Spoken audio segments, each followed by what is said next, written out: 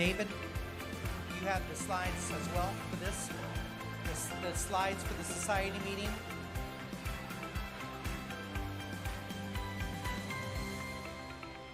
All right, guys. Well, listen, thank you guys for sticking around. I'm not going to keep this very long. David in the back is going to be looking for those slides that say the society meeting slides. That's in that same folder, and he's getting ready to bring those up. What I'm going to do real quickly is I'm going to ask us to go ahead and pray together. And while we're doing this, I'm going to ask the board members, if you are on the official board here at the church, I would like for you to come and just sit up here in the front. We have a couple of them that are home sick right now. We do. But I'm going to ask them to come and sit up here because I want you to hear from them as well. And they're coming up. So let's go and let's bow our heads real quickly and let's pray. And then we'll begin. Heavenly Father, again, we thank you, Lord, for the beautiful day. I should say the beautiful time, Lord, that you've given us, Lord, in worship of you. And Lord, we want to even continue to worship you now as we talk about these things because, Lord, you've been doing good things in our church, and we just want to celebrate that and worship you for it. But, Lord, we have come to a time where we're talking about very, very serious matters, and we need you. We need you to come and just reveal yourself and to put whatever fears that we might have to rest.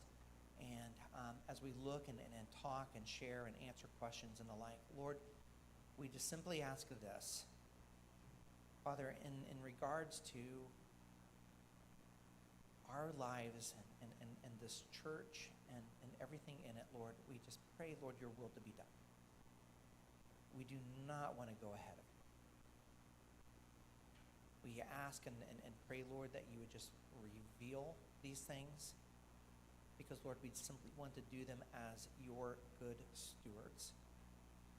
We want to be faithful and obedient, even in areas that are maybe challenging and difficult.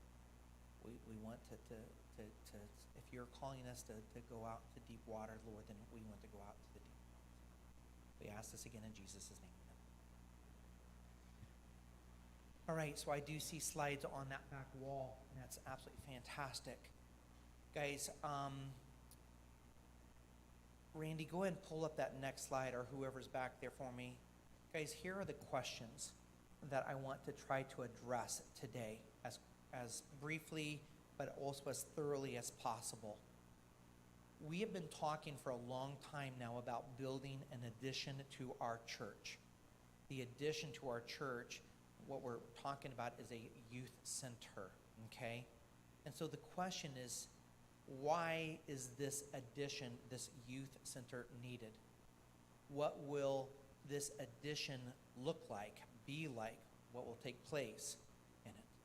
What is the estimated cost to complete or to build this addition? What would be the timeline to build this addition? How will this addition affect our finances, our budget, and our mortgage payment? What work do we hope to do ourselves in this project?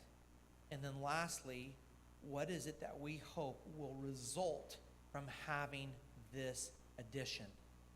These are the questions that I'm going to try to quickly go through. Here's what I need of you. I need for you, when you have a question, now maybe your question will be answered, but if you see, the general topic area question and we're moving through that and your question's not been answered, I need you just to raise your hand and speak up, stand up. If I miss you, if I don't hear you, you need to get my attention. I am going to ask the board members to help me. I'm going to ask them to share. You can ask them questions. You can ask me questions. The thing that we want to do is we want to convey information. And then what we'll do is at the end, we are going to ask those who are our members here of the church to vote, just to simply to vote. And I know that there are several who are watching online who are sick. And we are going to let you vote online who are sick. You just need to, in fact, what you can do is you can text Miss Amy. Is probably the easiest way when it comes to voting. You can say, this is so-and-so, and I vote this way. And I'll tell you right now, and I do not have this on the screen, and this won't be all over the internet. We'll take it off at some point. But the phone number in which you can text Miss Amy is 317-201-2635. And I'll repeat that right now, and then I'll repeat it again in a few moments. You can text your question, answer, whatever, to Amy at 317-201-2635. Let's go and let's begin with this first question. Why is this addition needed? To that question, I'll simply say this. We do not have space for the youth group to meet. Period. We just don't. The space that we used to have, where the youth group used to meet, is now a classroom. They have been meeting outside under the picnic shelter. There are no classrooms downstairs. They have all been taken. In fact, Amy does not even have an office, nor does Wayne or Nancy Austin. They got booted by this wonderful teacher named Jennifer Bishop, who happens to be with us today. But she enjoys that classroom. We actually have an office just through those doors right in there now. And Miss Amy is sharing my desk and my office space with me. So the youth group have no place to meet. But here's the other thing. Even the small classroom where the youth group used to meet, it was not adequate for a youth group. It was not a youth room. It was a classroom. Small, kind of pathetic. Didn't really meet the need. Young families that come and visit our church, young families that, have you noticed, are presently coming and checking out our church right now? These young families that come and visit are looking to see if our church meets their family needs as a church. And that could include a lot of things. Does the pastor teach and preach well? What is the worship experience like? Are there other people our age, and their kids' age, to be friends with and to hang out with? Do they have a good children's program? Do they have a good youth program? Is there a place for our kids to grow and develop? A place where we can all serve together with our areas of giftedness.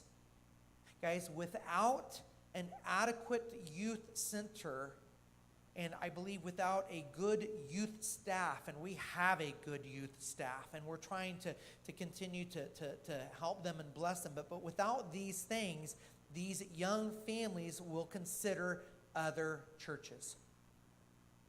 The truth is, 75% of the churches in our area, especially in this immediate area, have youth rooms as big as our worship center and multiple staff just for the youth. And if we do not have anything for them, why would they come here? Why would you go to the little carnival that's in the parking lot over by Menards? Y'all know what I'm talking about. When you have a season pass offered to you to all of the, I won't say Disney, so we'll say the, what's the other one? The Universal Studio places or whatever, right? All right? Why would you do that? We have people come and visit our church often. Do you know who the people are that stay? Those whose kids are away or older than college. Who are the ones that come and visit and they say, dude, we love the preaching, teaching, the music, everything else. But they don't stick, they don't stay. Because we're lacking in a huge, huge area. And especially when it's as easy to see that other churches have those bases covered. Why is it needed? Because if we don't build it, they won't come. It's not that if we build it, they will come. It's that they won't come. Or maybe I should say, they won't stay. They won't stay if we don't build it. I want to move on. Questions anytime. What will this addition be like? What will it look like? Guys, we are talking about, and Randy, I'm going to, go ahead and move to that next question. One more. Or David, sorry. Yeah, there it is. What will it look like? Guys, here's what we're talking about. We are talking about a 2-story wood-framed structure, at least right now. Okay, that's what we're considering. I am not opposed. Wayne Vogel has shared with me, Jeff, I think we can do it cheaper with a steel one. And you know what? If that's the reality and if that's the case, then we will jump on that. But right now, from the things that we have looked at and seen and the people that I have talked to, and I have spent hundreds of hours, not dozens, hundreds of hours over the last 3 months talking with people, especially these last couple weeks. We're talking about a wood-framed structure, approximately 3,400 square feet, 2 stories. It would be connected to our building. It would go off that direction from this building, connected to the basement through a corridor, a breezeway, a walk-through corridor. It would include 3 basement classrooms, and you can go ahead and bring that next slide up if you'd like. It will include 3 basement classrooms. Each classroom approximately 18 by 24 with a nice long hallway with stairs leading up to the upper section. It would be built to accommodate a youth group the size of about 75. So we would have all kinds of room. Go ahead and show that next slide. So this is the upstairs area. It's not quite as big as this, but it's somewhat close. It's somewhat close. An area where there could be a stage, where they could have worship services, where they could have couches, where there could be a pool table, foosball, some pinball machines, a place where they could make pizzas, warm up pizzas, a place where 75 kids could fit and have their own Wednesday night worship service with music and everything, as what's taking place at so many of our churches, easily 75% of the churches in this area. I remember when we were at Light and Life Church 26 years ago, and the church was getting ready to build. And Pastor Mike Courtney came to me, and it was one of the coolest things that anyone had really ever said to me. Pastor, he didn't call me Pastor Jeff. Jeff, this is Pastor Mike Courtney. Jeff, I've set up a meeting with you. You're going to meet with the architect tomorrow. Or not tomorrow. You're going to meet with the architect in a month. I need you to start thinking about what this youth room needs to look like. The size of it, what it's going to be, everything else. We immediately went from place to place to place, all over the place, looking at different youth rooms, trying to determine what would make for the best youth room. We built something very, very similar to this. In fact, this is a little bit bigger. And the interesting thing was, Randy, you remember this. When we started off, we had about 4 youth, mostly the pastor's kids. When Amy and I left and we went up to Elkhart, there were easily 50, 65 kids coming every Wednesday night. Every Wednesday night. This is really kind of like what we're looking at. I'll say this to you, I was really, really hoping that we would have a rendering from the architect. We've been talking with an architect. I'll get into that a little bit more in a moment. They are giving us a proposal. We'll have that proposal probably tomorrow. But, and we'll probably have some renderings. But basically what we're talking about is a simple 2-story building, an upstairs and a downstairs. 3 big classrooms downstairs and a hallway, a big youth center upstairs with a stairwell, with exits on the ground level going out. You can ask a little bit more questions about that. In fact, maybe I should stop for a moment and just ask, are there any questions that you have here about this that maybe I've not mentioned yet? So what you basically have here is at the very, very top center, that is a youth stage, something kind of similar to this, slightly up over the ground, where worship could take place. On the far right and on the far left, you have like some L things. Those are like couches where kids could sit. There's some fans up there, some tables. The stairwell is on the far right. That square is a pool table. On the far left, that's a foosball table, 2 pinball machines. And by the way, this is the size. This is basically the size. So you can picture how big this is. Easily, you could have 75 to 100 chairs set up there. There are places where when we are eating and there's food and everything else, because guys, with youth group, do you think that food is involved with youth group? Food is always involved with youth group. It is always involved. So you have a counter with a place for a microwave, pizza oven, refrigerator, all of those kinds of things and such, and then a place where people can sit down and eat. Of course, they can go and they can sit down, on the sofas and chairs and the like as well. Other questions? Yes, let's go here. This is all, what's the initials? What is it? ADA? Okay, if I didn't say that right, then it is. So it is all handicap accessible.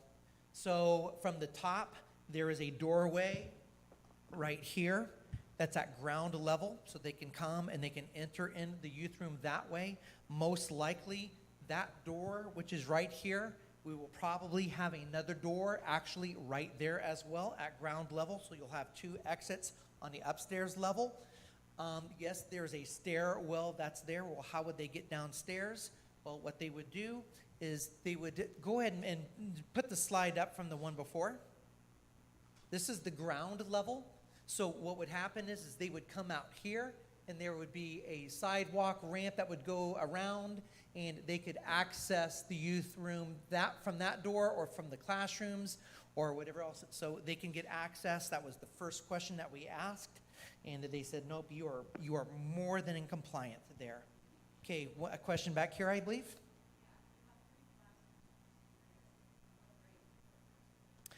The preschool? No.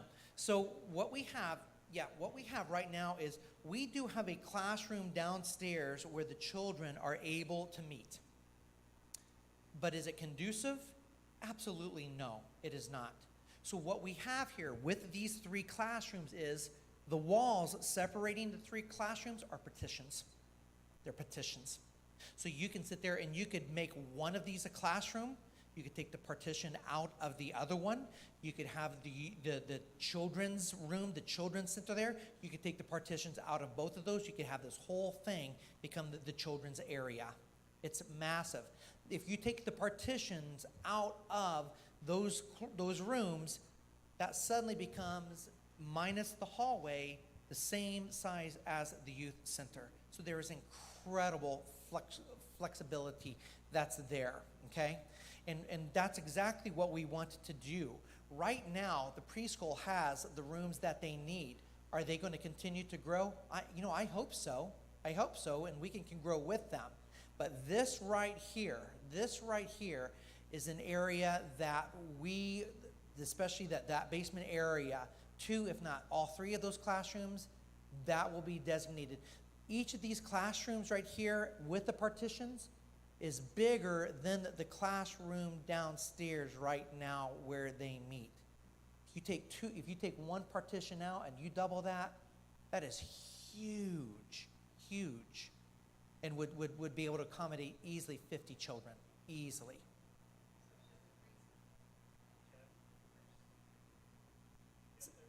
I'm sorry. They're actually thinking about expanding their grade level. Yes. So that's what I'm wondering. Are you asking about the children's ministry or the preschool? Okay, the preschool. So the preschool right now ended up taking over the other classroom where the office was where Amy and the treasurers were meeting. So right now, they are good. But yes, they do hope next year, because they have first grade and second grade.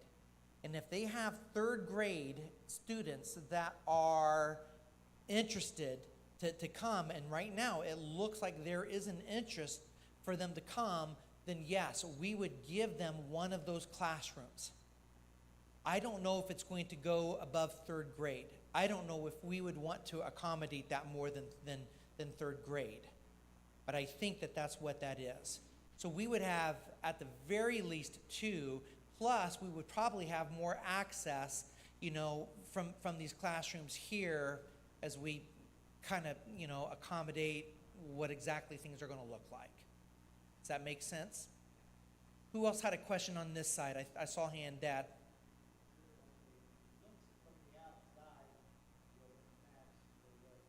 Okay, so he's asking about how will it look in comparison to the rest of the building and stuff. So here's what's kind of interesting about this. What they are proposing to us and what we are talking about is an expansion out this way. The hallway that's downstairs in the basement is like right about here. This is the hall, the corridor, the side, you would have, you would be able to see both. And this is something the architect, is talking to us about.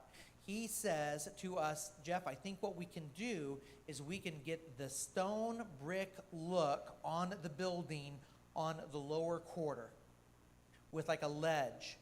And then you could put metal steel up the rest of the way that would never have to be painted, would never have any of that stuff. So yes, it would look, and they are working, and they do these things all the time, these kinds of things all the time. So getting these things to be able to look good and match up, I feel pretty confident. And the thing is, we're not going to make those decisions without getting input. The official board's going to look, and they're going to sit there and say, hey, we like this, let's bring this before the church, and let's have them vote on it, look at it as well. But yes, but do we think that we can put the whole brick stone completely wrapped the whole way? I don't think that's the intent. I don't think you could ever really make that look exactly the same. The brick that's on this building is a Chicago chip brick. They don't make that. We've already looked for that brick, and we can't find it. You can find similar things, but it would also be quite expensive to stone and brick the entirety of it. Hey, Randy, who else had a question? Sharon? Okay, good. Any other questions? Okay, let me move to the next thing. What is the estimated cost? Wow, what a question that one is right now. The estimated cost of this addition. Guys, here's the problem. Here's the thing. Because of the incredible fluctuation in the cost of materials, and if you don't realize that that's happening, that is happening. So, like, for example, you used to be able to buy a sheet of 3/8 plywood for $21. There was a time when you could not get that 3/8 sheet of plywood for under $100. And now it's back down to about $50, $45, or whatever else, and it fluctuates all the time. Wood prices actually went down considerably, but then they kind of leveled off, and they're kind of going back up a little bit, even though wood production is happening so much more, and they say, no, it's going to come down, it's going to come down. Well, the fact is we haven't necessarily seen that right yet. And we can estimate and guesstimate that that's going to happen, but we don't know. Here's what's interesting. Guys, the estimation of a cost to build used to be a plus or minus 10%. Okay, we think we can build your house and it's going to cost you this amount of money, plus or minus 10%. We've all heard that. We've been told that. That's usually an industry standard. Well, today it's more like plus or minus 15%. Now, they know what things cost right now, but what will things cost in 2 weeks? That's not necessarily easy to determine. Some people are saying we won't build it unless you sign a thing saying that we have plus or minus 20%. Now, here's some other things. Because we have contractors, people that we know that are willing to help us, and because we are able to do a lot of things ourselves. We have been told, not once, not twice, not 3 times, we've been told probably a dozen times. Every time I talk to some of the different advisors that I'm talking to, I ask them, what will it cost? Can we do it for this amount? One of the guys that has been my closest advisor is a guy named Tony Anderson. Tony Anderson works for one of the biggest construction companies, commercial companies, not in Indiana, but in the Midwest. And he is the guy who oversees it. He has built several of the hospitals that you have gone to. He has built, I think the jail in Anderson was built and off of 70 or all of those things he built. He is the head guy. Whether you know it or not, they are building a $987 million prison up near Valparaiso. It's already been done, voted, the money's been set aside. $987 million building. He's overseeing it. He is the guy. He's going to be moving there for 3 years to do this. He has put us in contact with other builders and different people. We've asked the question again and again and again, what will it cost? My question to him, can we do this with us doing the work that we think that we can do, and he knows the things that we think that we can do, getting the materials, working it, shopping it. My dad will have to get involved with this because I inherited that name Low Dollar from my dad. And my dad knows how to find things cheap. Frugal Phil. All right? So I asked him, can we do this for $400,000? Jeff, you will have to work really hard. It will be a challenge. But I have never met anyone as tenacious as you, and yes, I think you can do this for $400,000. That was his exact words. Are you sure? Yes, I think so. There was one time I asked him, and he changed his answer ever so slightly. He said, Jeff, you're going to be shocked at how much things are going to cost. Okay, can we do this for $400,000? Yeah, probably. Probably. Okay. Can we do this for $5,000? Easily for $5,000. I want to also tell you guys that the first people that we talked to was T&W. They're the people that built Traders Point. They're the people that built I-Town. Well, which campus, right? These are the guys that are building a lot of the churches. I asked him, I showed him our renderings. What would you charge us? At least $1 million. What? At least $1 million. Okay, but we want to do this, this, and this, and this. Jeff, you said that you had people that could do some things. You didn't tell us that you had people that want to do lots and lots of things. Jeff, we will not make enough money off of you to make this worth our while. You want us to take the burden of being the person that goes and gripes at the electrician when the electrician messes up. You want us to take on the burden to do all of those kinds of things, and yet you don't want us to make $1 million. We would need $1 million. What you need is a CMA, somebody who's going to come and consult and be your manager and stuff and your advisor. So we continued to talk, and that's when I started talking with Tony. And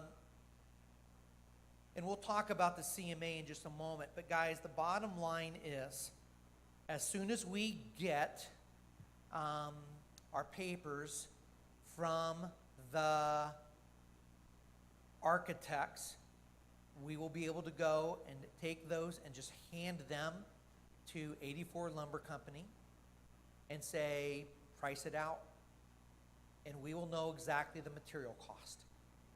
We can get good guesses, and honestly and truly, until we have those things, I think they're very, very good guesses. I think that they're probably within plus or minus 15, I would certainly think 20.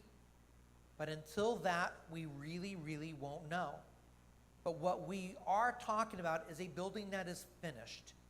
A building with wires, electricity, that's to code, with carpeting, with beautiful casing, trim, doors, LED lights, a complete building. Absolutely. And I think, and we have continued to be told, we think we can do this for 400. Questions? Yes.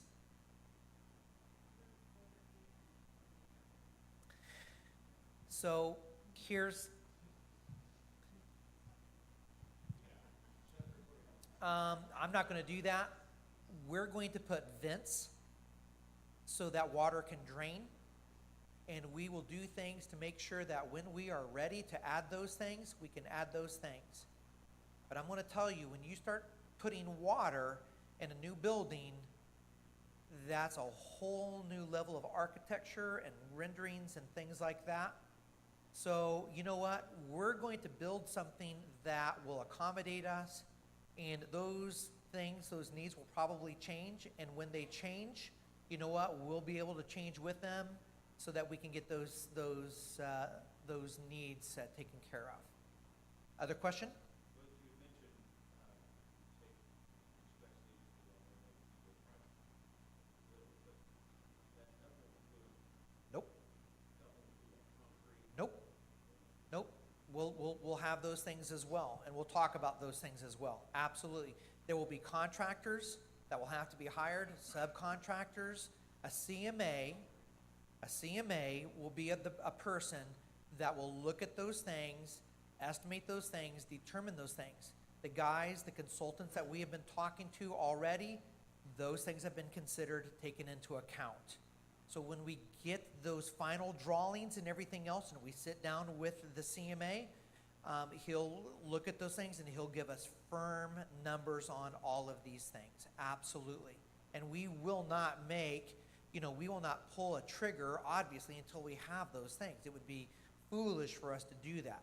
What we're looking at doing today is, yes, we are looking to move forward. We're not pulling the plug on this. We are planning to take the next steps. That's all we're doing at this point. Yes, question in the back.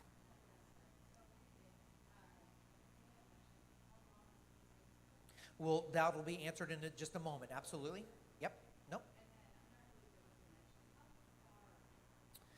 Okay, so if you walked out there, do me a favor, pull up the slide of the renderings. I don't remember the dimensions. Yeah, right there. Hold on a second. I'm going to look at that. So that is 54 feet long, and it is 30 feet wide. And if you're wondering what that looks like, what that does is that goes halfway to where the swing set is now. It goes halfway to where the swing set is. It's 2 stories. Goes halfway to where the swing set is. The roof pitch will not match this roof pitch. There'll be a corridor that will be in between. This roof will be set down probably, at least the way they're considering it now, about 8 feet below, 6 feet maybe, something along that line, and we'll go that way. But the roof shingles will match up and everything else as well. Yes, question here? I'm wondering why we want to go backwards to Because we have a Loma and a Lomar kinds of things, and the ground goes a little bit further out to that direction and stuff, and so it makes it much more challenging. We have a water system that's right here that takes the water from our parking lot. It collects it there when it floods, and then it disperses it out in that direction. It becomes much, much, much more problematic. Believe me, that was my first thought when we came here 15 years ago. That was my first thought. Wow, look at all this room. Look at what we can do and stuff like that. It's problematic to go out that direction. You have lift stations and everything else over here for the septic system and such as well. all these properties are floodplain, next door to floodplain, this is the floodplain, across the street from floodplain. Well, actually, we get floodplain. Pardon me? Actually wrote that floodplain. So we had to go through a lot of work, and fortunately Wayne Vogel was willing to say, hey, I'll take this up, and he had to work insanely hard to research the Loma, Lomar, get those things. And the nice thing of it is it's all been done, And the other thing that was really, really beautiful about this was having this thing done is not cheap. But the preschool said, listen, we got this. That's on us. And so they paid for it. And anyway, and it's been filed, and we'll have that paperwork, and it'll show the documentations and everything else here real shortly. Okay, next questions? Please. Mom, question? Good. Yes.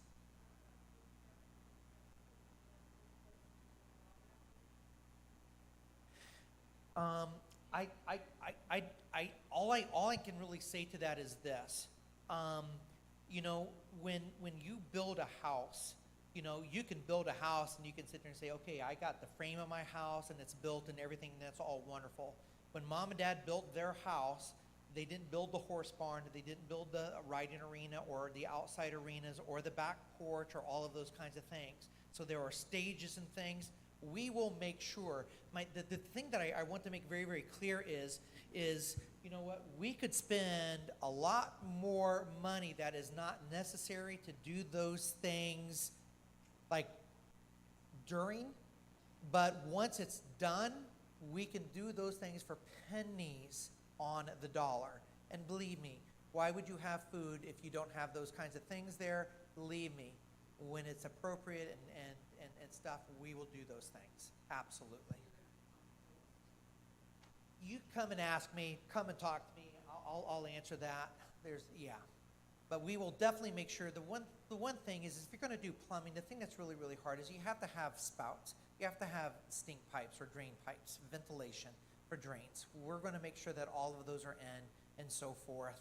And then when it's time, we'll just unbury them and then connect to it or whatever else needed. Good questions, guys. It really is. Yes, ma'am.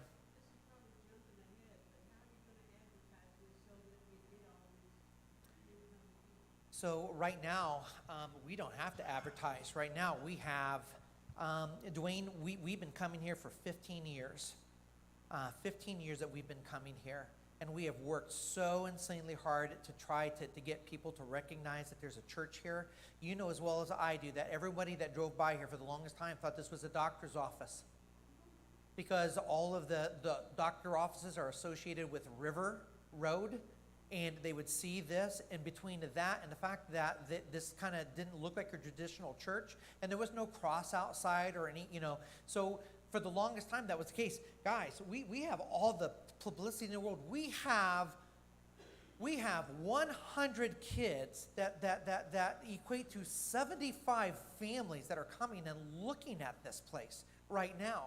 We have people that drive by and they see 60 kids out on that playground at any given time. I mean, are we going to like not advertise? Yes. Guys, we had, I don't know how many, 300, 400 people come to our fall festival. We could never get more than 80 to come before, and they're coming. When we have our Easter event and we're publicizing that and stuff like that, I'm telling you, people notice when things are moving. People do not want to be a part of things that are stagnant.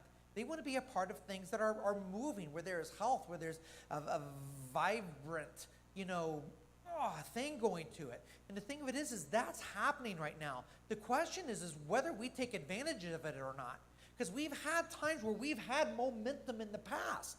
We've had times where the church grew in 1 year from 50 to 98 people, average, for the entire year. And the problem is we did not take advantage. I remember very clearly the Lord saying, Jeff, do 2 services. Jeff, do this. Jeff, do that. We got cold feet. We just got cold feet. We didn't do it. I don't think the Lord was honored. And then the next thing you know, oh, well, look, suddenly we're slipping back down into the 70s. Here we go again. And we have something that's going on. The question really comes down to, Dwayne, it really comes down to, you know, it's not so much how are we going to get people to see what's going on. We already have people that's seen what's going on. The question is, you know, are we going to do the things that are needed so that they're going to say, listen, this is where we want to be for the next 25 years, where our first grader, what's her little name that started calling me Pastor F? And she calls me Pastor F, and she's got the whole 1st and 2nd grade calling me Pastor F because they found out that the rest of the preschools, it was F day. They were learning F. So F as in fun, as in food. And I walked in and they were joking about all this stuff. And I said, well, you know what? It's like Pastor Jeff. You know, and so since then it's Pastor F. You know, I was sick. They sent me a birthday card on it. It said, get well, Pastor F. Guys, the question is whether or not those parents of that little girl, I can't think of her name, but that little girl, the question is are those parents going to look at this church and see what's going on? Because, guys, I'm telling you, 65% of those parents aren't going to church. They're not going to church. And they know that this church would do anything for that daughter. And they know that we do all kinds of crazy stuff. But guys, we already had one parent come and look, and I think they looked, and unfortunately it was a holiday weekend, and we didn't have a ton of people here. A lot of our young people weren't here. They walked around to the building and stuff like that, and they said, well, there's not a lot of young people, they don't have a youth room, whatever else. You know what, have they been back? No, they've not been back. But when they hear and they look and they see that, wow, there's young people and young families that attend here and all of these kinds of things being met.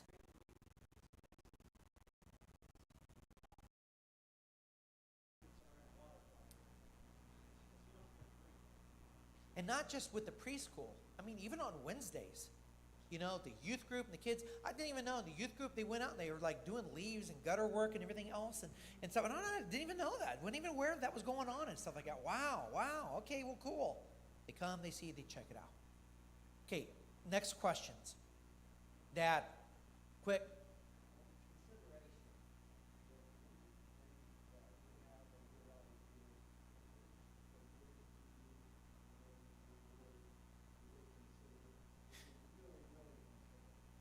Listen, we've been talking about this building for months.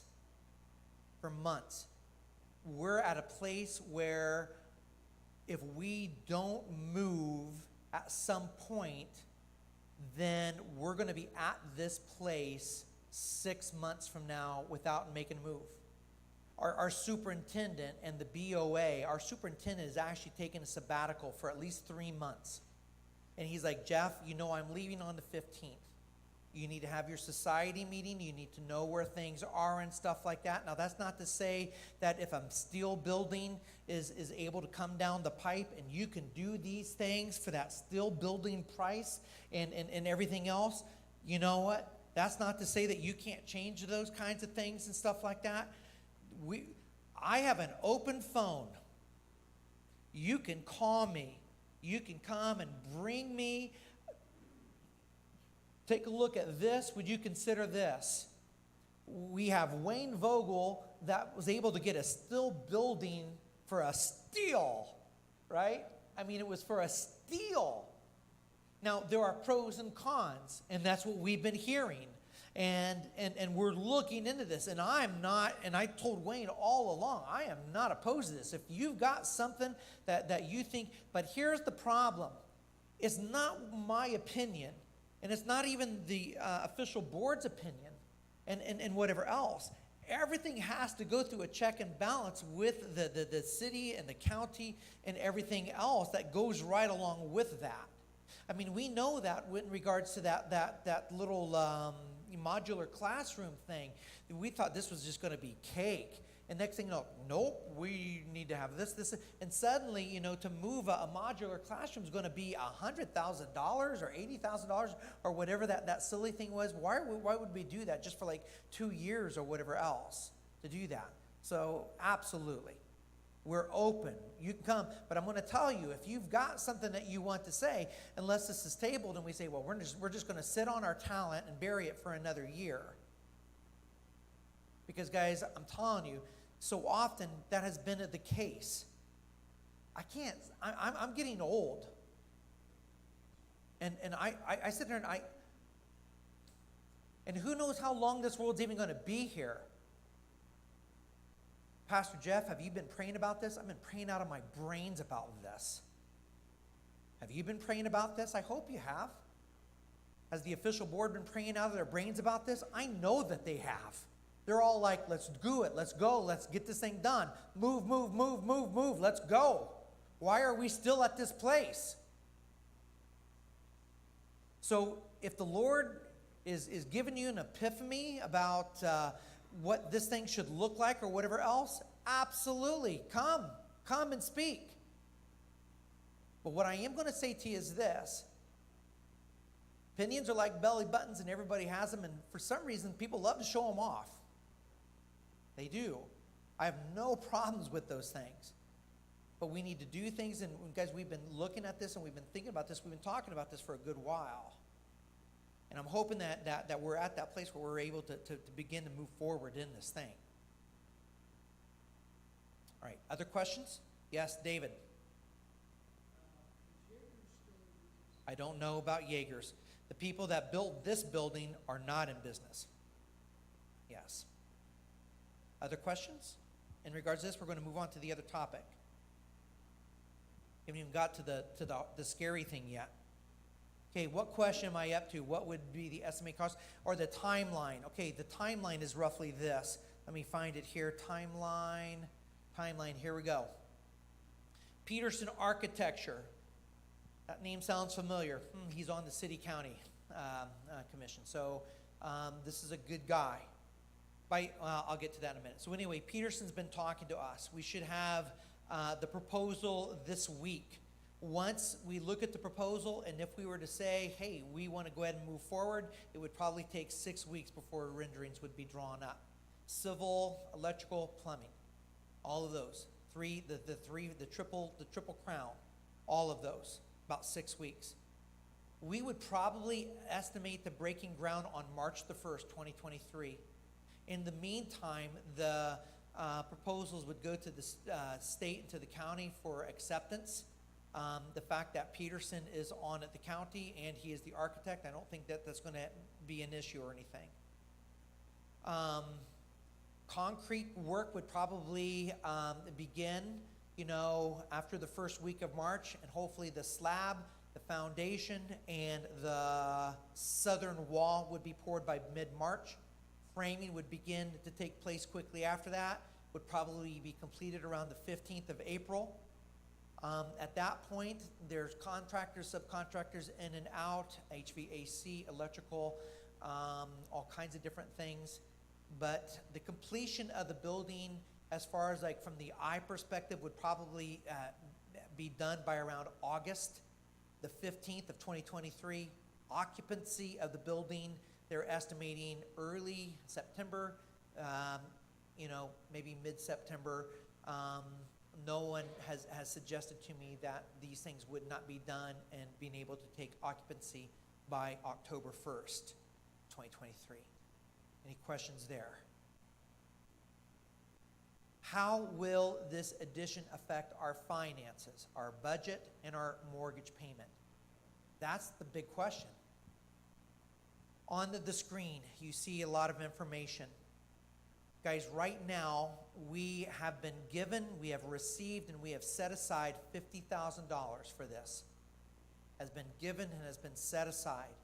$50,000 already. I skipped that first one. Let's assume that it's not going to cost us $400,000. Let's assume worst case scenario, it's going to cost us $500,000. So at $500,000, and then we have $50,000 already set aside. We applied for a $15,000 matching grant from Eli Lilly. We got notification that that's been accepted. Randy, I just need a signature from you, and we'll mail it off, and they'll send us a check. We'll get a check for $15,000 that will go in addition to the $15,000 that we also have that we could take out of our savings account, which I've talked with Nancy about, and she said, I have no problem doing that. There's sufficient funds there. So suddenly, the additional $1,000 that comes out of our savings becomes $30,000. We are asking Wabash Conference to support us with a gift of $25,000. Often we have seen churches do buildings and they would ask the conference, and sometimes they would give them money. I've seen them give 10,000. I've seen them give 15,000. I'll just say that when Amy and I left Elkhart, and when the church closed not long after that, they were able to sell the Elkhart church for a lot more money because there were new roofs on there, a new carport on there, a new septic system on there, and a boiler that had been rebuilt that's there. So I reminded the conference of that, and I said it would be nice if you would give us 25. I'm hoping that they will do that. Today, starting it today, this is the first that you are probably hearing of this unless you're on the official board. We are wanting to start a campaign, a building campaign, in which we hope to receive gifts and pledges that can be given anytime between now for up to 3 years. Most people, when they probably pledge to this, will probably pledge amount that they will give each month, starting now for 3 years. That is in addition to their tithes and their offerings, because it does not do anybody any good whatsoever. In fact, it just puts us in trouble when people say that they'll give extra money, but what they do is instead of giving their tithes and their offerings, they just earmark these kinds of things for a building project. That never helps, doesn't do anything for us. It actually just gets us in trouble. So we are starting a campaign, and we are hoping to receive in gifts and pledges over the course of 3 years totaling $100,000. This would bring the total monetary support to just over $200,000. I think it's $205,000, as you see on the screen. That would give us a balance for the new building of approximately $300,000, though I think that is a very, very high estimation. I don't think it's going to cost us $500,000. I think it's going to cost us closer to $425,000. But again, we decided to go with the higher estimate.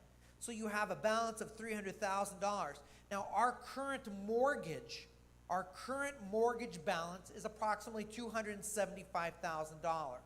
So if you take $275,000 and you add $300,000 to it, then you have a number of $575,000 in capital debt for the property.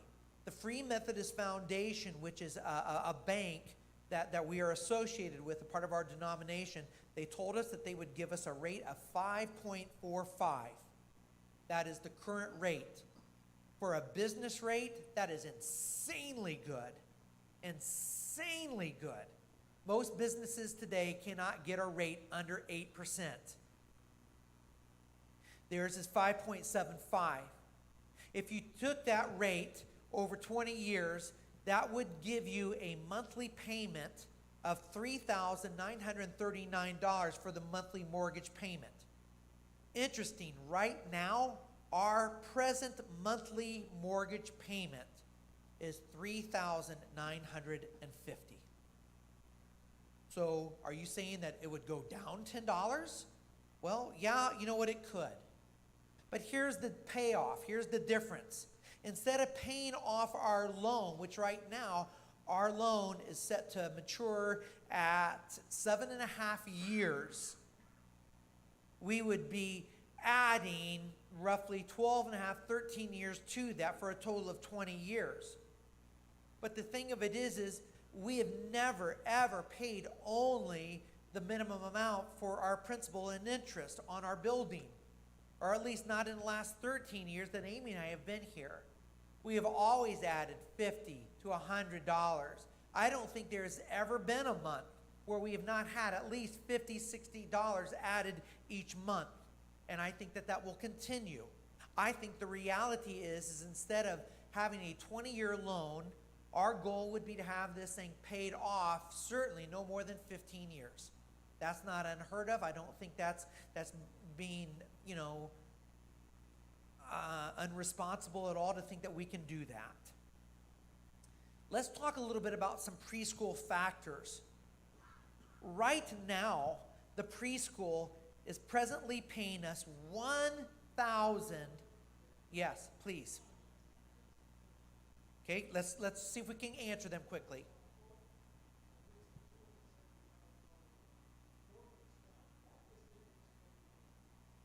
The interest rate right now is the same. It is 5.45. That is the amount that we are paying. And let me say a little bit further. So out of the $4,000 that we are paying presently right now on this thing, the amount that's going towards principal and the amount that's going towards interest is this. It is approximately $2,100 going towards the principal. And it is just less than $2,000, roughly $1,900 that is going towards the interest. Yes. Yes. There is... Okay, let me answer your question. There is nobody...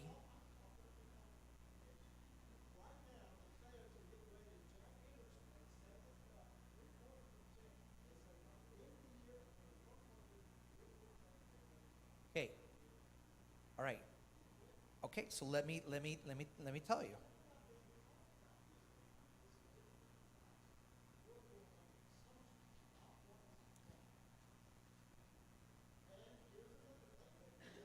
Okay, well, let me answer the first first. Let me answer the first first. It's not an assumption. Is this a fixed rate? 5 years, fixed rate. 5 years, fixed rate. 5.4%. 5 years, absolutely fixed. Absolutely fixed. In 5 years, what is that rate going to do? In 5 years, what is that rate going to do? I'm not so sure we're going to be here in 5 years. Okay, wait, no, hear me.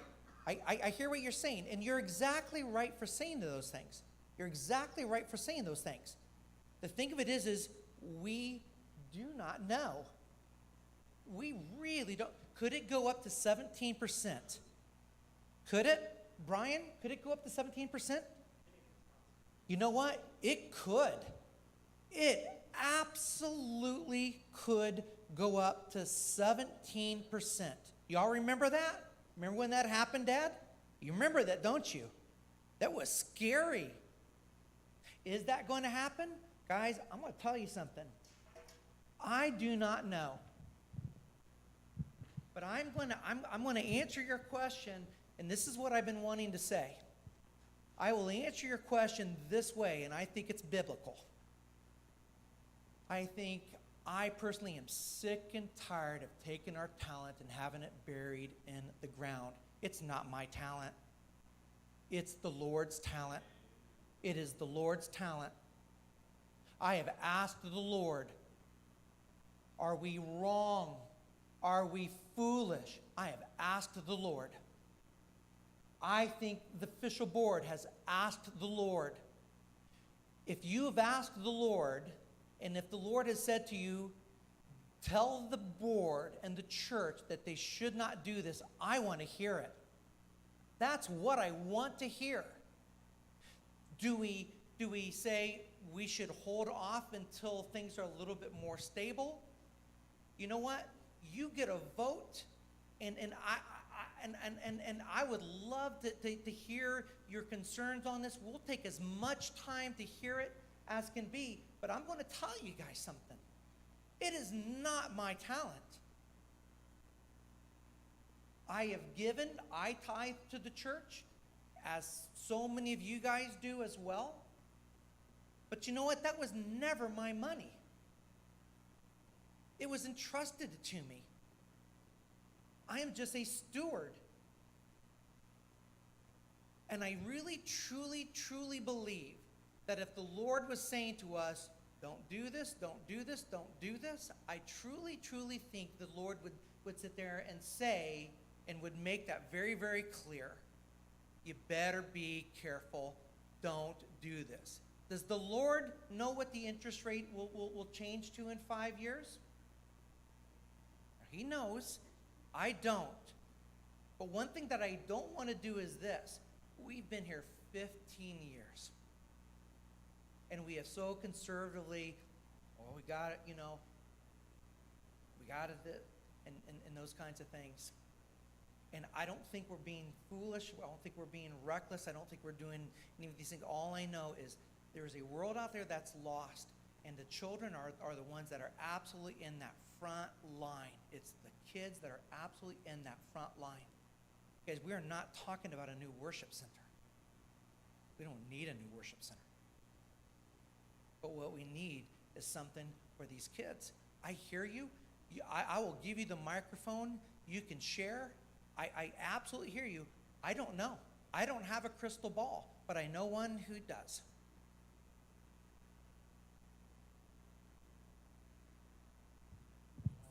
Yep.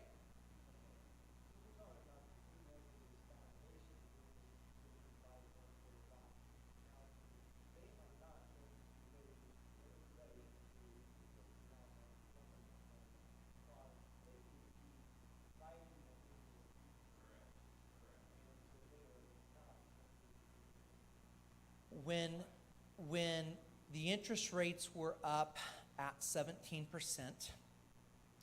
the churches that had rates that were already done beforehand, there were people associated with the foundation that took it on the chin. Do you want to know who the people were that took it on the chin? It was the investors.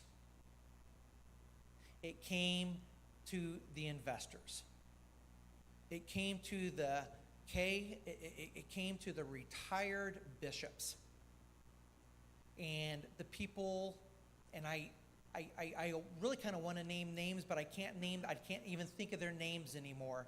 But I'll say the Burl Buckwinglers of that day, where they had invested $500,000 into the foundation, and they knew that out in the world they could get 12% on their investments, and they refused to take that money out and go and get that 12%. They kept it in the foundation, even though they got 6%, so that those who were being charged 17% in interest weren't being charged 17% interest. They may have been charged 11% interest. They may have been charged 11% interest. But we are not talking about Huntington Bank of Ohio or some other secular institution. Guys, right now, a business cannot get a 5-year adjustable loan for under 9% anywhere. It is impossible. I don't care if you're, what's his name with all the rockets and the satellites and the electric cars. You're not getting those loans out there. I remember the Free Methodist Foundation having a meeting. It's been 3 weeks now. Every single day I would tell Amy, they're getting ready to meet. They're getting ready to meet. It's only a week later, talking with Tim Burkhart. Tim, what's going to happen? Jeff, I can't say, and to be honest, I really don't know. All I know is this. Everybody who had significant money in the Free Methodist Foundation was there. And I thought for sure that interest rate was going to go from 5.65 or whatever I said, 5.45. I thought for sure it was going to go up to 7.75. And the very next day at 9 o'clock in the morning, I called Tim Burkhart. They didn't raise it, Jeff. They don't want to raise it. They're not looking to raise it. That's not to say that it won't raise, because you know what? Things happen, and it can raise. I don't know. It can raise. But they didn't raise it. They have every reason in the world right now to raise it. At least to 6, to 7. You can't get a loan for under 9. And they decided to keep theirs. And I'm going to tell you, there have been times when we were paying more. You remember that, Randy? It's like crying out loud. Everyone's sitting there saying, why don't we go with Huntington? Instead of 5.45, we could get an interest rate of 4.25. Y'all remember that conversation, official board? It wasn't that long ago. We were having that conversation. No, we're going to stay with the foundation because you know what? There was a time when we came to this church and we were 4 months behind on the mortgage, and they sit there and they said, it's okay. It's okay. You pay us when you pay us. It's a great question. It's a great observation. It needs to be said. I don't know. I really don't know. But I'll tell you, I have asked the Lord a million times, are you going to judge us for this, or are you going to judge us for that? And I'm going to tell you, I'm nauseated in my stomach that we have not moved and we have not been more aggressive as a church to go and do ministry. To just go and do ministry. I really don't know. I would want to say this. I think the Lord's got it. I think the Lord's got it. And I don't think the Lord's going to hang us out there to dry. And I'm not going to sit there and say, well, you know what? If we get hung out there to dry, you know, we're not going to be the only ones. But I think the Lord knows. And I do not want to, if you have thoughts, if you want to share, if you want to say those things, you shared one thing, Kent, and you said there was another thing, and I asked it to speak on that. Would you mind sharing the other thought? Do you still have that other thought? Okay.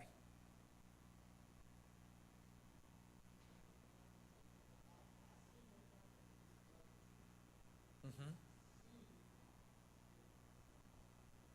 So let's talk to this. So we have I mean, just real quickly here. So we have a sister church that a lot of people that worked to get this church planted came from the Anderson church. And that's the church where Kent and Pat, were at that time. And the thing is they built huge. They built huge, like triple, like 4 full court basketball courts, an upstairs area, youth rooms. I mean, it's gorgeous. It was gorgeous. And here's the thing. While Superintendent John Lane, who was the pastor at that church, was still there, that church exploded with growth. And it did explode with growth. 400, 500, 600, I don't know. I don't know where it ended up going before it didn't get up that high. With John Lane? Okay. Anyway, had considerable growth that took place there. You had a couple of problems. You had John Lane that left. You had another pastor come in who was getting ready to retire. He said, I will come and I'll kind of be a buffer. He came in, did an awesome job. He left. You had another pastor come in.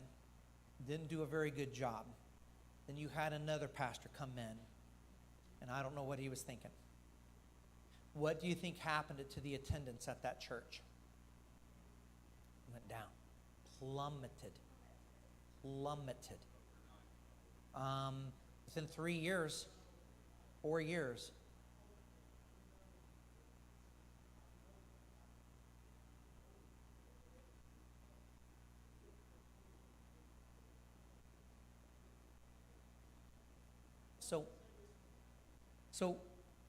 but it could happen here. No, and we need to ask that question because it could happen here. So what ended up happening as of late? They got down into the 50s. They have a new pastor that's been there for 3 years now. Pastor's in my growth group. The pastor used to be a superintendent up in Wisconsin. So he's in my growth group. I meet with him, every couple of weeks. We talk on the phone. And then we get together for meetings and stuff. And I lead that group that he's in. So superintendent asks me to call him and ask him questions regularly. Right now, their finances have been better than they've been in 5 years. 5 years, right now. The growth, they went from the 50s to the 60s. They're in the 70s. Suddenly, they have young people coming to the church again. It's been 3 years. Do you know how long it takes a pastor to be in a church before they can even begin to get close to a sweet spot of growth? 7 years. It takes normally 7 years. Do they have an outstanding pastor there now? Yes, they do. Is that church going to continue to grow? I really don't know. But what I do know is this. That was an amazing church. And it is very quickly becoming an amazing church again right now. It is.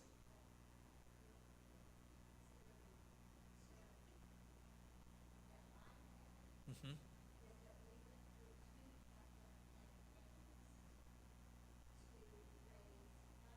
Yes.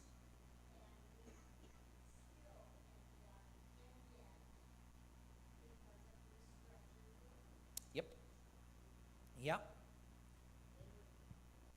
Um, and to that, I don't know what to say. Was I think it is. I think they're through the foundation. Yeah. Yeah. No, I think it is. I think it is through them. Guys, all I can say to you is this. The question really becomes is this responsible or is this irresponsible? And some people are going to look at it from their world, the things that they have experienced in life, and that's why older people have wisdom. And I'm telling you, you should very much consider what the things that they're sitting there saying to you. Because they have gone through things in the past, and they've experienced things. And we all have, and all of them play into things differently. I could sit there and I could speak to my experience about growing up at Ritter Avenue, where they sit there and they took money, and the thing of it is that was back when it was 14%. And yet they sit there and they said, you know what, we're going to do this, and they built, and they built and they grew, and they grew to about 500 or 600 or whatever else. And the problem is things happened, and they didn't continue. And the thing of it is the doors are closing, and they're not closing, but they're not sure if it's going to remain open, and they're definitely looking to sell the building and move someplace where they can start over again. And churches do have a lifespan. They just do. The question I think really, really comes to is, is it responsible to do this, or is it not responsible to do this? Brian, you wanted to say something for a while.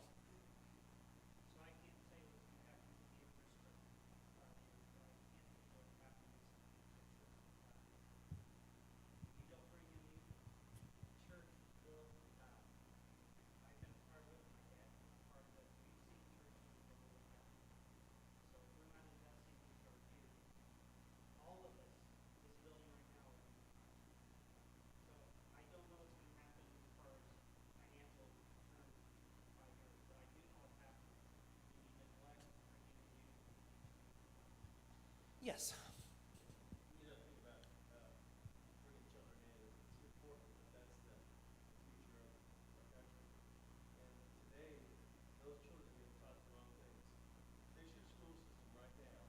They're teaching first graders that a boy is not necessarily a boy, and a girl is not necessarily a girl. And one of the people who's running for the school board there is in total belief of that. Oh, absolutely. So it's important that we, in the formative years, kindergarten through third grade, we form the right mindset, Christian mindset, because that's the only way this country is going to survive.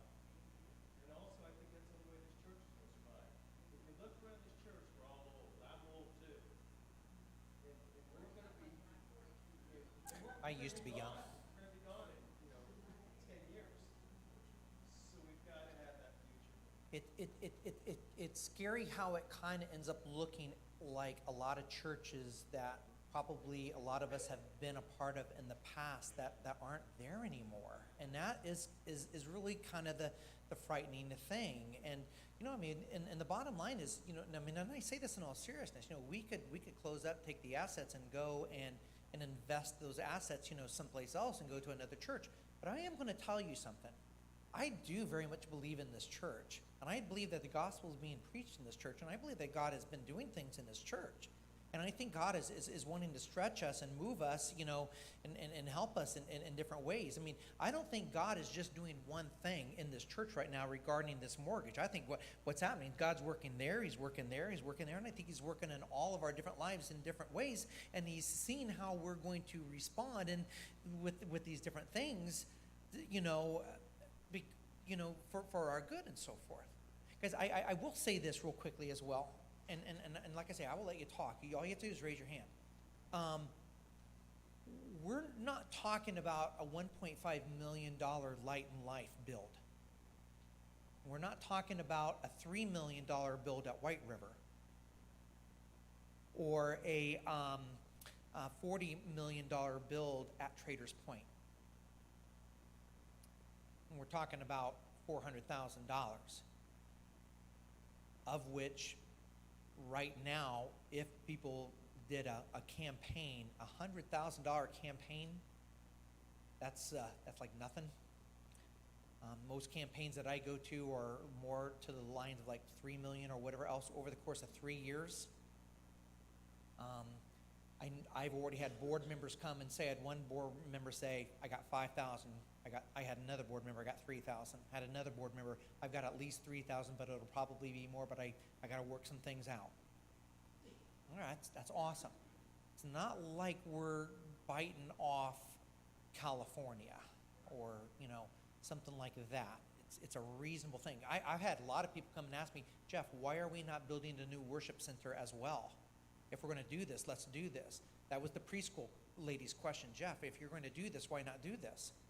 And I'm like, we cannot rock that boat that hard. People will fall off, and we don't need one. I mean, we're good. We need, for our youth and stuff like that. Okay, well, all right, that makes sense. Okay, who had a question? Wayne, did you want to say something else? Just one other thing. The only reason I get lost, those parents, is through the children. A lot of those parents, they don't have the gumption to come in here. Their children are anxious to come here. They'll come as well. And that's where we build the future of this church, is in the children we build here. And I think that's critical because, so far, I question myself. I haven't seen a lot of people yet come to the church.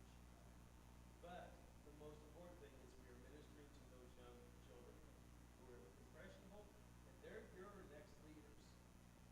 And we've got to form a good group, which we don't have right now today. Okay, I got 1 here, then 2 there, and then 3 here. Pastor, first off, I'm on board with this, and I appreciate the board, and I hope you guys have done, Pastor, leadership, I appreciate it. Where I get a little hesitant, that scares me, and just being here on my part, is I look at that bulletin every Sunday, I can see that deficit in it. And now we're talking about taking on new debt. That's what scares me. So if you could just explain that to me, how we can every week have a deficit, but we're okay with taking on. Yep. Yeah, that's a good point. Anybody notice that gas prices went up from $2.75 to $3.95? How long has that been going on? About a year and a half, maybe. I don't know exactly. Anybody notice what the meat prices are doing right now?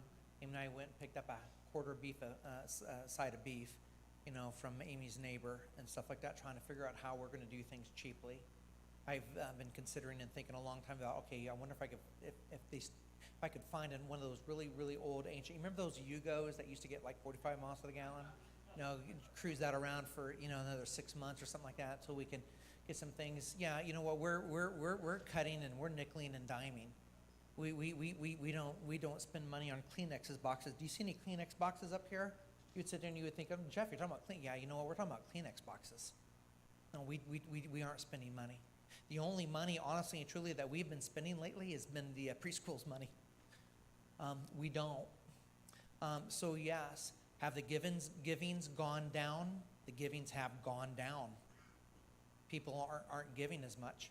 I wonder why. Well, you know what? Have you seen the fuel prices and whatever else?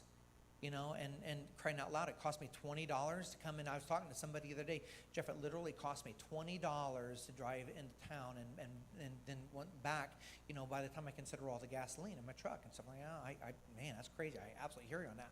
So these are the kinds of things that are going on.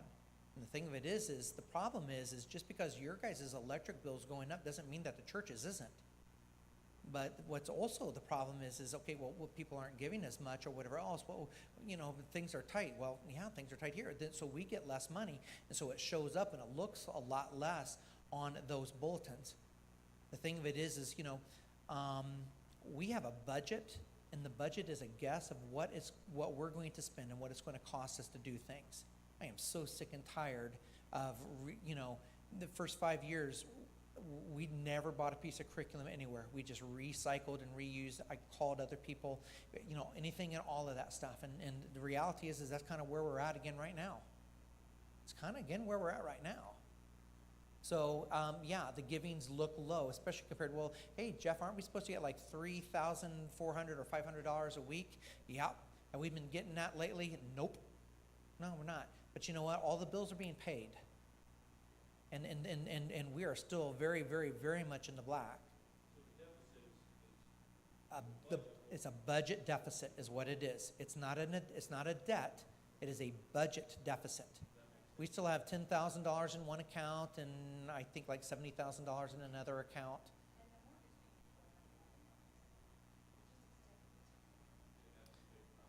The mortgage is actually going down a little bit of money, and we're adding 13 years. But to be honest with you, there's no way. David Beck, there's no way we would take 7 years to pay this mortgage off. It would probably be paid off in 3 years. It would probably be paid off in 3 years. Well, then why don't we do that? It says, well, and waste 3 years of ministry. The world may not be here in 3 years. Well, now you just sound silly. Well, you know what? Maybe I do sound a little bit silly, but all I know is I'm sick and tired of just sitting there waiting on things. Some people have a mortgage, some people rent. You can look at it however you want to. Some people have a mortgage, some people rent. There's a cost that's associated with doing ministry. And I struggle with that, and I got 3 people. But I am going to sit there and say this. Do I think that we're being foolish? No. Guys, we're getting $1,500 a month from the preschool, and when the building's done, they said they'll give us $2,500 a month. They want to sign a 5-year contract. They said, we'll sign a 10-year if you put one in front of us. We want to be here.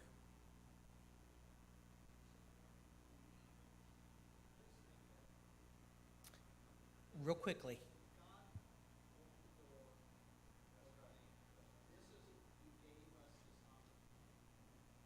All right.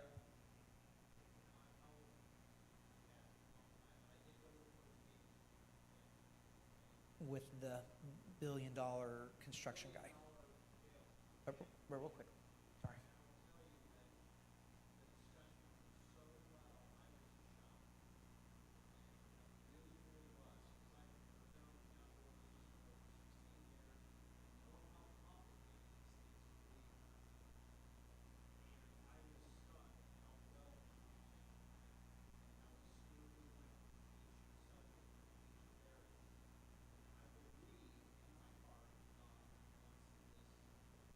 Deanna, you waited so patiently. Go ahead.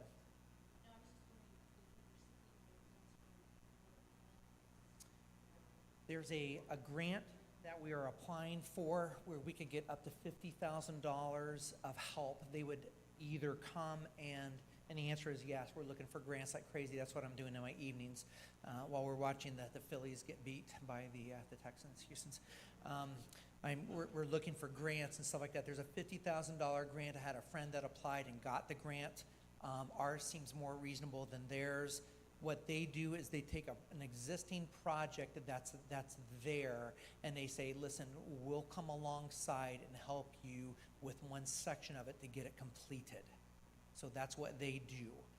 There's another grant place out near Greenville, Illinois. It's a little bit more risky. I think it's about a $10,000 grant, but absolutely we are doing this. The grants are the way to go. And listen, this $100,000 capital campaign, dude, I am going to, I wanted to say this, the lawyer, Amy, Ray Adler's getting a phone call from me. Ray, I want $20,000 from you. Am I going to get $20,000 from Ray Adler? Maybe not. I'm going to go to Robinson, who's on the town board. I want $10,000 from you. Am I going to get it from him? I don't know. I may or may not. I'm going to call Jim Irsay, or at least send him a letter. I want some money. No, I'm serious. And the thing of it is, guys, is, and this is, Tim Burkhart, who's a part of the foundation, he told me, he said, Jeff, you are crazy if you were trying to fund more than 20% of this with the people in your church. You need to be going outside of the church. He said the camp building, 80% of it outside of the denomination. And I'm like, well, I am not familiar with that, so you can teach me. Okay, I will. All right. So we have weekly meetings set up. He's helping me. We are putting together a case for giving. You'll hear me say that. You've already heard me say that. The case for giving. Why should you give to this church? Because in 2 weeks or 3 weeks, Brian's going to be leading a class where you can come and learn how to change your brakes on your vehicles. Well, that's pretty cool. And we're going to pull dents out of people's cars. And we're okay. Well, why? Because we have a preschool that does this and this and this, and because we have all of these different kinds of things going on. Really, your church, dude, you're not like that big church. You're not Traders. What's that? Traders what? No, we're not them. Well, how are you accomplishing all these things? Because we have people that care. Well, dude, I want to invest in you guys. Okay. It was you, and then it was you. Yeah, I am. I hear you 1,000% been there, and don't let me. Are all of you out of the world?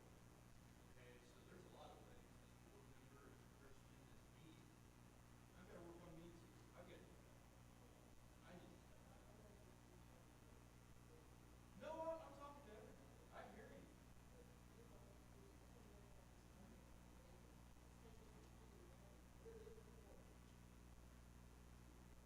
Well, it is. Every penny of it is.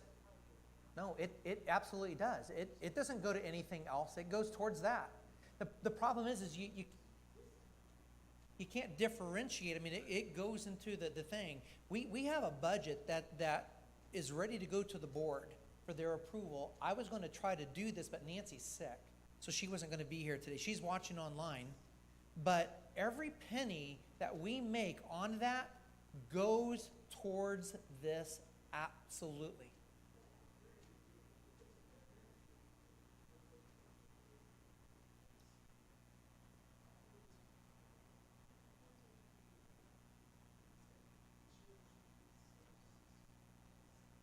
Yep. Yep. Well, and that's what I'm trying to articulate. Really, to me, God help me, it doesn't even have anything to do with me. I love that, but let's take that out of it. Take my kids out. Yeah, I've got younger kids, but they're almost grown.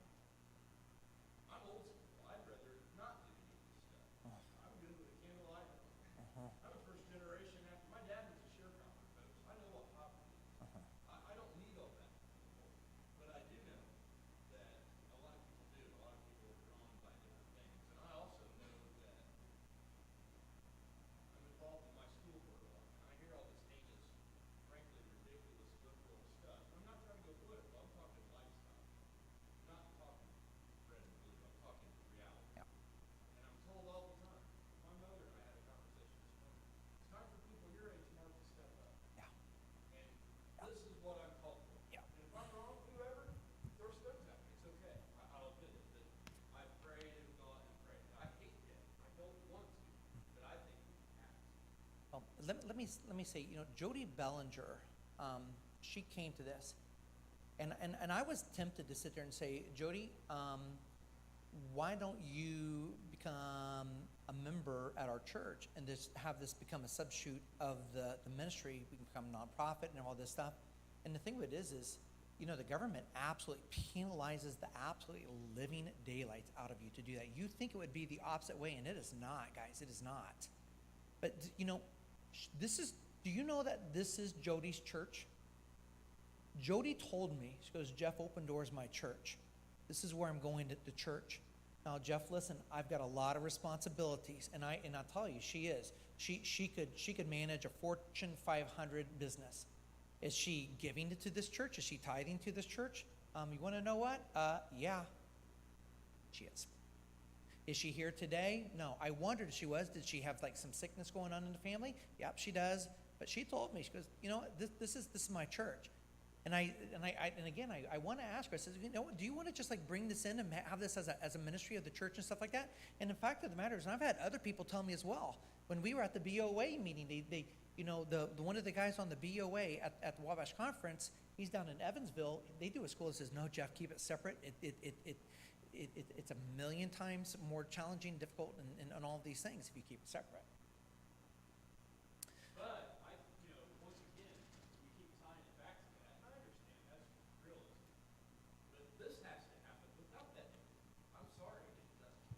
We have so many people that are not seeing the light. Let me To sit. the point that even if we don't get the vote,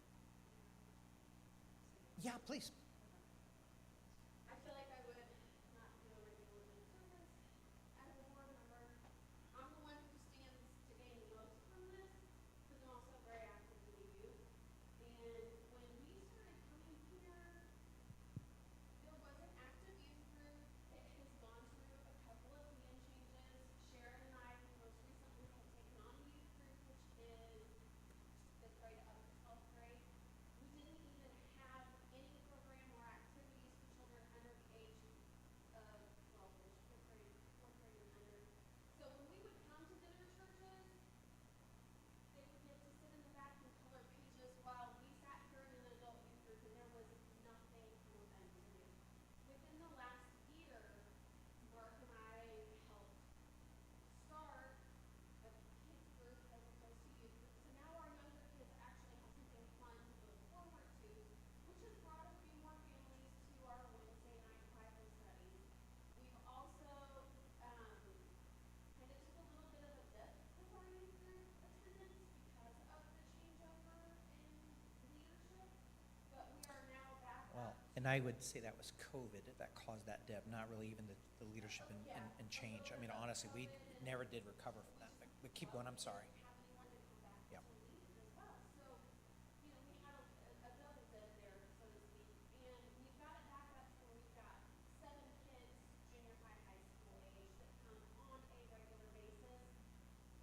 And as Jeff said, we've been meeting outside, which is great in September, early October, late August. But we've actually had more than one meeting now, sitting in a circle in the hallway downstairs because we don't have a place for our youth group. My dad just left. I was going to say, hey, Dad, you know, you're only a quarter mile down the road. They can meet in your basement, you know. So we're finding things to do with the Yeah. youth that don't have to be in the building. We're doing some community service for some people. We've helped working on the house. We used some of the money that we've earned to take them bowling last week when dinner church got canceled because we still want them to have that regularity, you know. When you're a teenager and you miss a week doing something, it's automatically not in your routine anymore, and you may or may not come back that second week. So I feel like we have the opportunity. There was no children's kids, and youth was only going to have, probably 5 regularly on Wednesday nights.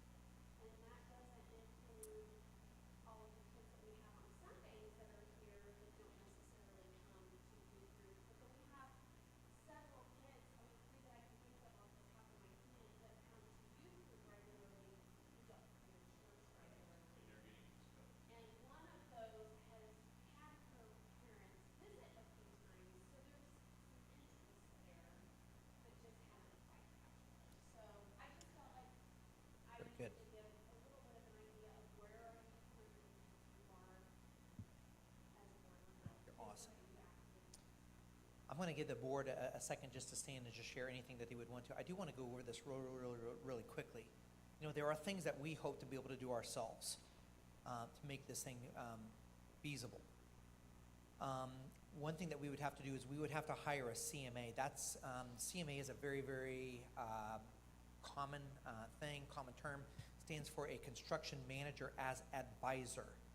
So the CMA would come and give oversight and manage the hiring of the needed contractors, subcontractors, the ordering of materials and the workers, Right now, concrete is out 4 months. 4 months, yep, 4 months. But we have people also that are, we have some people in concrete areas where we can actually get some even a little bit sooner. Those kinds of things, but these are all challenges. The nice thing about having some people that we know that are doing, really, really nice, big, expensive things is they can often help us get some things that normally, you wouldn't be able to get.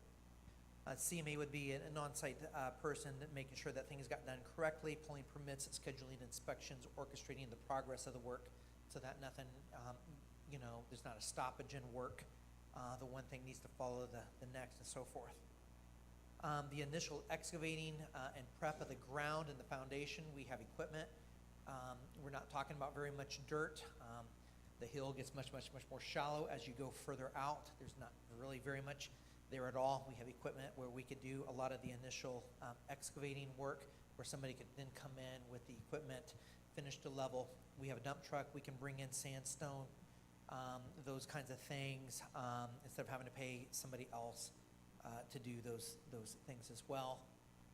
We would want to contract out the concrete work, the slab pour, the southern wall, those kinds of things. We'd contract out the framing of the building, though we have people, we'll have people on site who are able and capable to do framing. We could assist and help with that and do at least prep work to reduce the cost.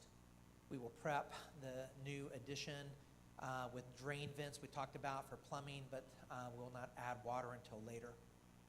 Already talked with the people of AC Commercial Heating and Air Conditioning, and they've agreed to sell us all of the HVAC equipment at cost, not a penny more. They will also bring people in, and they will work when they have free time from other things to draw up prints and advise on the installation, and will even come and do the hookup for us. Probably at no cost. We are talking to a Christian skywalker, there you go. A Christian dry waller. Some of you remember my friend, Jeff Clegg, Dan Clegg's son. Jeff is a professional painter, paints buildings all the time, and he has a friend who's a Christian, and this guy's gone on mission trips and would hang drywall, sheetrock, and finish it on mission trips. We're talking with him about giving us a really, really good price on doing our drywall work and everything else. Same thing with the painter. Jeff said, hey, listen, you know what, we'll come in, it's new stuff, we can paint, we can spray your walls and ceilings, we can do things like that for you, next to nothing. We can do the casing, baseboards, molding, those kinds of things. We would want to contract out the gypcrete. Gypcrete is a fire retardant. You have to have like 3/4 inch gypcrete. Many of y'all think that this is a concrete slab. It's not. It's gypcrete. We would contract that out. That's very simple. Almost done here. We would contract out the sidewalks, the step, and the ramp. We will contract the exterior walls, fascia, soffit, other casing, and we could do the landscaping. What we hope will be the result of having this done, we believe the church will become far, far, far more attractive to our younger families looking to find a long-term church home.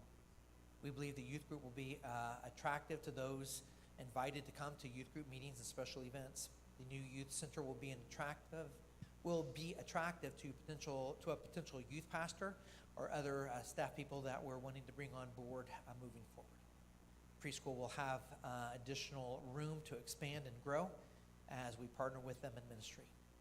Preschool families will see our church as a place ready to minister to the entire family for years to come. All right, other comments, thoughts? Official board members, Randy, real quick, I want you guys to stand lined up. You get 30 seconds. Okay. Microphone? I don't care, real quick. Brian, stand up right behind him.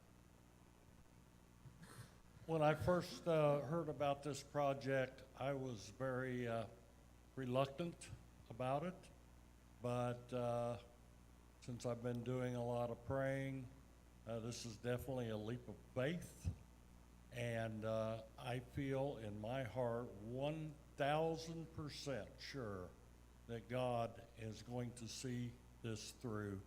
And like Jeff said, he won't let us hang out to dry. And I believe in Jeff and all the work that he's put into this, and Wayne has done a lot, and Mark and whoever. I believe in all of them, so let's just pray about it. I think David Woods probably said it best, that you can't outgive God. And I don't think that what's mine is mine anyhow. So I've been in churches that have died, and I don't want that to happen here because I love this church. And if we don't invest in our youth, it's going to die. I'll just let you know right now.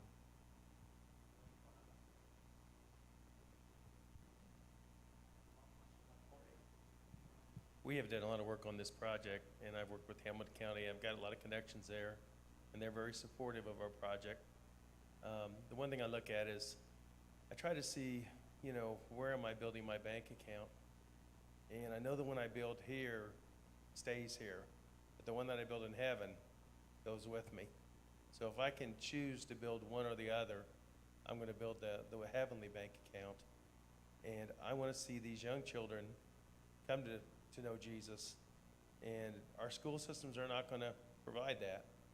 And again, like I say, that's our leaders. So whatever way our children go, our country's going to go. So I'm fully behind it. I hope that all of you can be, and we will support everyone as best we can and keep you well informed. I would just kind of like to second everybody that was there before me. All of that, it's all critical. My heart does break for the debt, but I've prayed on this nonstop, and I'm just convinced. Take the preschool out, take everything out. It's made a better commitment from me to the Lord, and gives me the opportunity,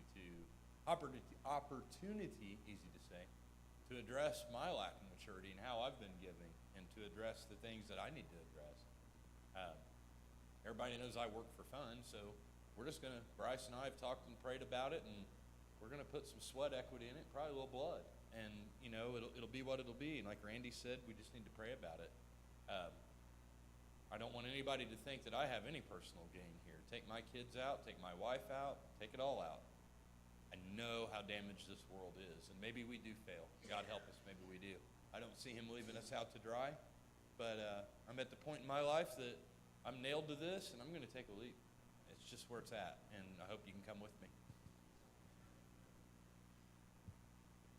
Well, I've already spoken a little bit, so again, I would just like to encourage you to pray. Pray hard, pray diligently, pray with an open heart, an open mind, open ears, and as you're praying, picture these kids. We've got Alexandra, Bryce, Megan, Abby. We also have the younger kids, Jameson, Ryan, Rachel, the Sandlins.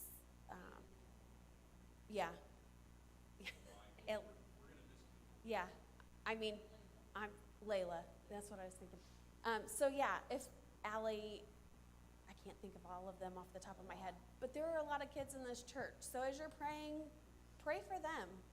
What their future holds in this church, and what they're going to have to come to and enjoy and grow and learn.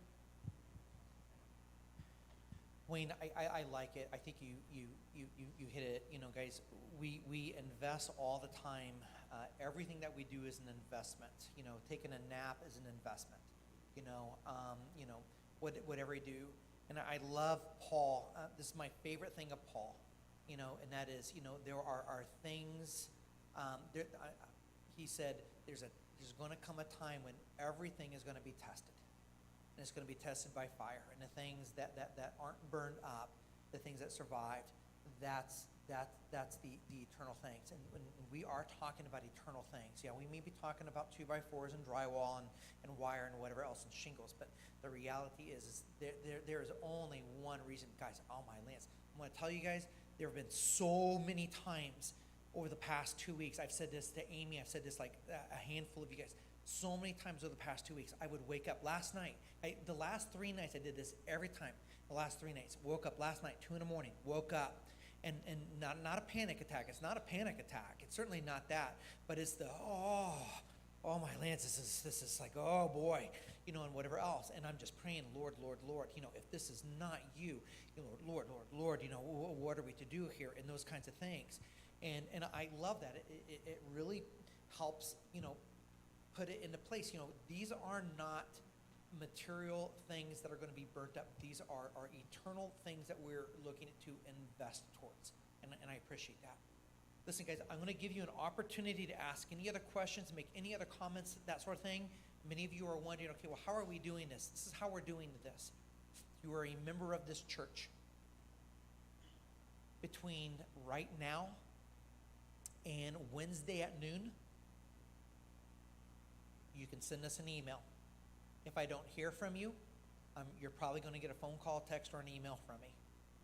If you're a member of the church and you want to vote, and by the way, if you're not sure that you're members, by the way, you're still on our membership rosters. But if you're not sure or whatever else, you can call and ask or whatever else. One thing that I think would be good to do is, I know that there are several of you that are coming into membership. There's about 12 of you. And I would love to hear from you, your opinion as well. When I go to John Lane on Tuesday, I'm going to give him the link to this. I'm going to tell him he can sit there and watch us. And when I talk to John later in the week, probably Thursday or Friday, he's going to have the exact number of yays and noes and whatever else. He'll have all of that, okay? I want you to know that as well. But we'll do that. Now, before I say anything else, are there other comments, questions, things that you would like to say, share, or whatever?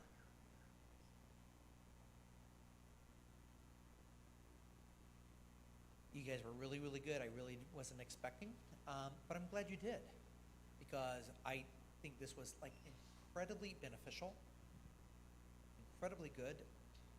This is a huge, huge monument. This is a life-changing event in the life of this church. There is no question about that. Do you take this lightly? Boy, you better not. It'll be wisdom. You have some wisdom. Young lady in the back.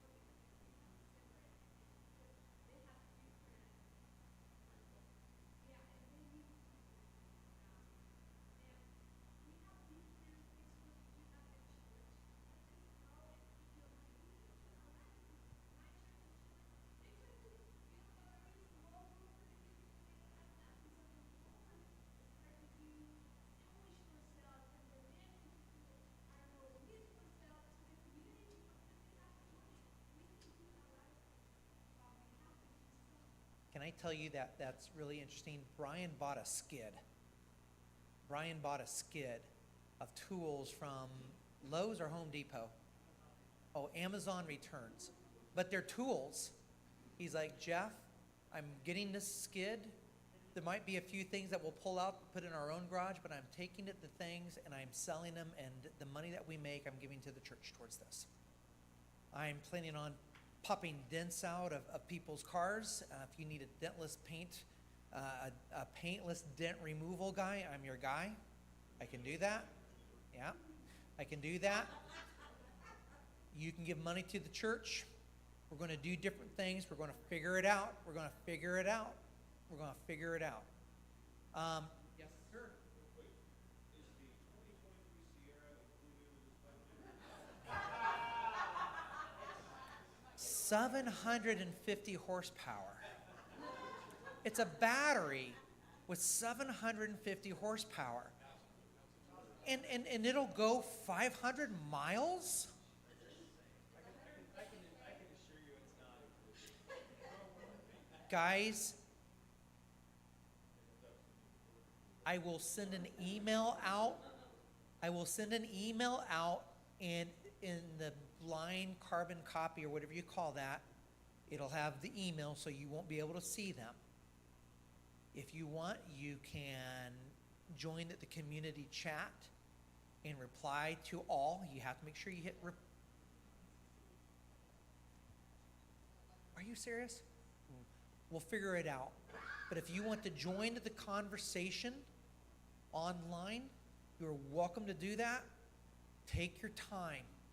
Think through this. I heard from board members very, very quickly, I've got the first 5. I've got 3, but it'll probably be closer to 5. I just got to work some things out. Some different things like that as well. We do those things, and then probably what we're talking about is another $200,000, maybe at the most 3. We'll continue to keep you updated. We'll send emails out all the time. I know that Wayne is anxious for me to sit down and talk with his metal building guy. I'm anxious to hear that as well. You can knock $75,000 off of this thing. I'm going to be doing the happy dance. Okay? So we'll figure these things out. But what I am going to ask everybody to do, those of you watching online, if you're members, is please send me your vote by Wednesday, 12 noon Eastern time. We'll remind you, and we'll move forward from there. Miss Amy Gammon, I'm going to go to the couch and fall asleep, but before I do, would you come and pray for us as we conclude everything? And by the way, you guys are amazing, and I do echo that. I love you guys. Kent, Pat, I love the wisdom that you bring into this place, and that you're willing to come to a little place like this and serve as you guys do. You guys are an amazing church. I love this place, and it is a crazy honor to be your pastor. Thank you guys. So I'll just say one thing. So as the pastor's wife, I am entering this with fear and trepidation because I know what it's like. We've done it once. Bethany was a baby. Jeff was gone every night for weeks. Our kids are grown, so that's out of the picture now. But I know how hard he works, and I know how many hours he will want to spend here. But your cabinets are up in your kitchen now. My cabinets are up. We're getting there. But all of that aside, because I know, I'll be here too. You know your pastor and his wife will work their tails off for this. So, but having said all that, it's just the right thing to do. Being here during the week and seeing the preschool kids being here. Elizabeth, how many kids were down with you this morning? 12 kids, friends. If you had gone downstairs in that classroom and seen, we've got to have space for our kids. Our kids. And then, yes, in the nursery. We've got to have space. We don't have adequate space for our own needs, let alone for the preschool. So I'm just asking you to pray about it. Give as God leads, okay? Don't let us influence you. You need to let God speak to you. Do what God tells you to do. When the time comes to start working, goodness sakes, give your time. It cannot be a 1 or 2 or 5 people job. It's going to be the whole church working together. And, we all work. I have 3 jobs. I'm tired by the end of the week. I'm tired by the end of the day. But I'm going to be here working, and we need everybody to pitch in. It's going to keep costs down, first of all, and it's going to be a great time of fellowship. It'll just be fun to get together and work. So please keep that in mind. Pray about it, and we'll just trust that God is going to bless our socks off. All right? Bow your heads. Heavenly Father, it's good to be in your presence today. I'm thankful, Lord, for everyone that has stayed, has given up their time, and I'm thankful for the conversations that we've heard today. Lord, this building is yours. Any future buildings are yours. And Lord, we are just depending on you to give us your wisdom, to lead us in the right direction, Lord, and to not let any decision be made that has not been bathed in prayer. Lord, may we each spend time coming to you, asking you for your wisdom, for your direction, Lord, just about our time and our talents and our treasures. We are so thankful, Lord, that you are a good God, you're a gracious God, and you bless us with so many things that we do not deserve whatsoever. So, Lord, we just trust you right now, taking this huge, gigantic step, and we would ask that your will would be done. We pray all of these things in your name, Lord. Amen.